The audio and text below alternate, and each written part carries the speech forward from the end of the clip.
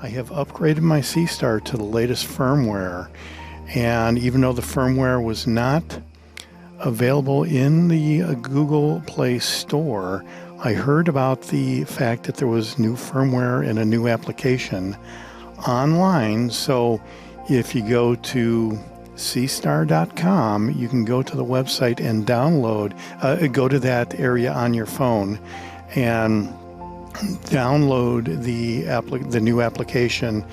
Then you can update when you start your Seestar app, and hopefully it'll be all good to go and you won't brick your phone. I was able to get some pretty good results last night of M13, about 36 minutes.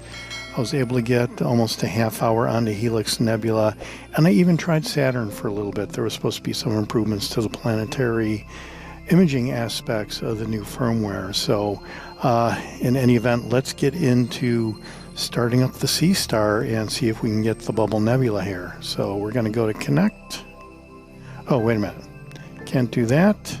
Got to turn the Seestar on. So let's go ahead and do that. All right, Seestar's turned on. You probably heard the beep. And you can see that there's a new menu interface screen here. It's all basically the same with a kind of an important aspect here once we get connected. Powering on, ready to connect.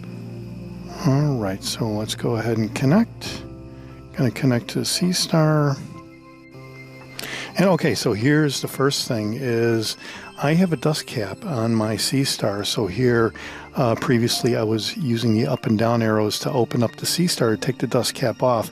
Now you can select open arm and it will open the Seestar and you'll be able to easily take the dust cap off. All right, so the dust cap is off. And we are going to go to stargazing and select the bubble nebula. Nebula, ring nebula. Oh, here you go. Crescent, not bubble nebula.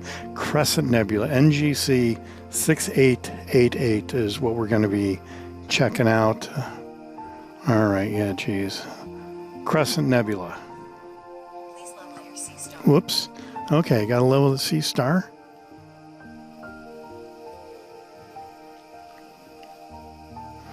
All right, we're going to go with that. You don't really have to be all that exact from what I've seen here, so we're going to go with this, and you're going to see how easy it is to find the object. And once we get going here, I will show you how to take a screenshot here. The arrow that you normally use to take a screenshot is missing, and it's been replaced by the 3 dots over here on the upper left. And here you can see, this is cool, it's the distance to target. So as it's closing in on the target, it will tell you how far off it is, and this is very, very cool. Object is centered. You can see the filter clicked on, and so here it automatically goes in and does the initiation process for imaging, and when it's done with the initialization process, I will stop it because it looks like the stars are kind of bloated here. So I am going to do an autofocus and then start imaging from that point on. Yeah, I should point out that even though I have some videos on newer levelers, I haven't used any levelers. That's a cool graphic. I just basically adjusted the tripod legs, and you can see it was really quick. I've got the Seestar on a table, a little portable table that I got from Target. Okay, so let's go to autofocus here.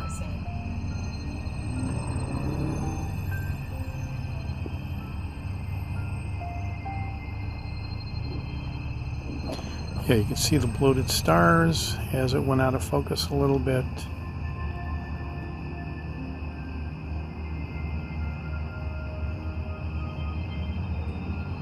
And you can see the stars moving, so I suspect that it is not tracking when this is going on. Autofocus completed.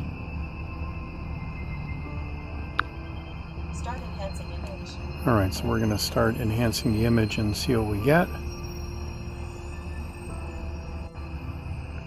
So while that's going on, in order to look at the images that you have on your Seestar itself, you click on the little box over here on the lower left, and you can see some of my images from last night.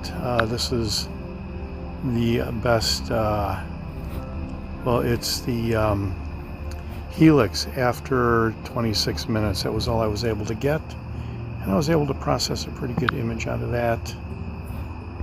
So got some images of Saturn here. That's the best you're going to be able to get out of Saturn. Here's my attempt at the Crescent Nebula last night. Yeah, pretty grainy. Only did 3 minutes before I ran into a problem because I was tracking near the zenith.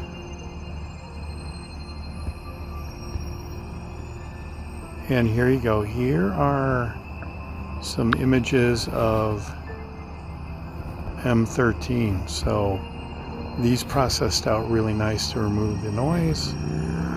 All right, so let's go back and see where we're at. Oh, there's the crescent right there.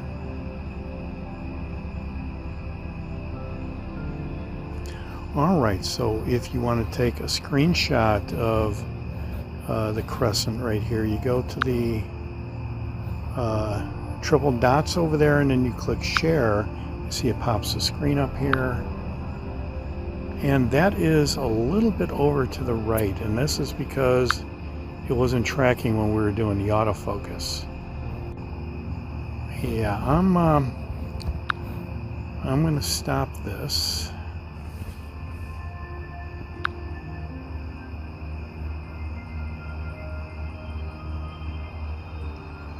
All right, we're going to go back here, and we are going to go to the Crescent Nebula again. Finding object. We're just going to make a slight adjustment. As soon as it finds it, since all the calibrations are done, we're going to go and start imaging. Object is centered. Start enhancing image. All right, this should be it.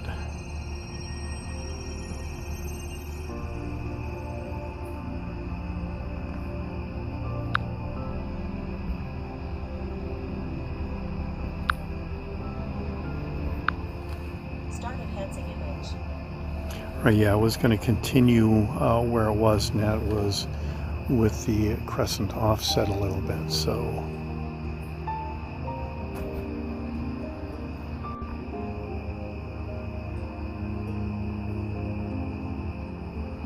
All right, there you go. I guess that's centered a little bit better, and we will check back